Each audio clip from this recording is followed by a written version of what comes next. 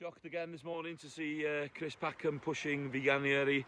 One of the worst months really to be doing what they're doing, and for me 2021 is I've eaten everything that's been home produced, from the pork to the lamb to the beef and to the vegetables. This is what sustainable agriculture should be about. This is what's going to bring our carbon footprint down, is local, seasonal, sustainable, environmentally produced food, not shipping it from four corners of the earth. Come on, let's get the message out there.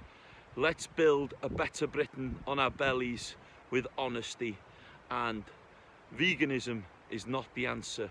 We need balance, and we need to get the message out there that everybody has a personal choice, but don't mislead people, and let's get people looking at British agriculture and British food, because we can produce some of the best food and we can feed our nation in a sustainable way.